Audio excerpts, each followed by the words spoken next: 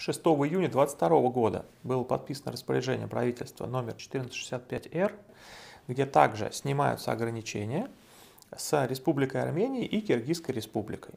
Соответственно, не позднее 3 сентября нужно либо полностью узаконить здесь свой статус, либо выехать, потому что уже после 3-го 364 указ на вас распространяться не будет, его первый пункт, и уже штрафы и выдворения пойдут в полной мере.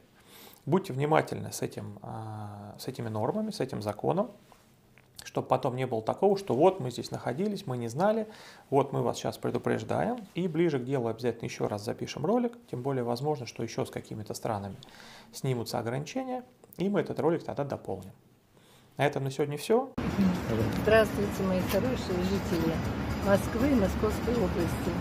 Предлагаю вам очень замечательную услугу, которой я пользовалась.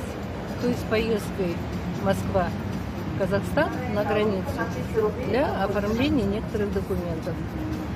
Ребята очень внимательные, отзывчивые. Все, что вас интересует, можно будет с ними ознакомиться по телефону, который будет предлагаться. Спрашивайте, езжайте, не пожалеете. Всего доброго.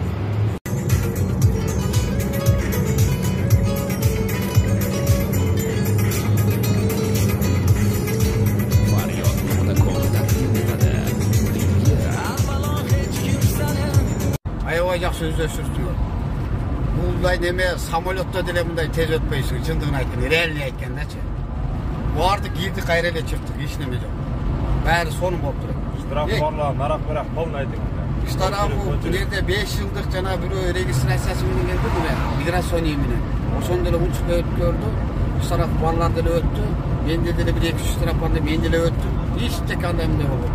Өтө таза, өтө сонун. Gelip ушундайында эртерээк неме документ ертип туруп алгыла.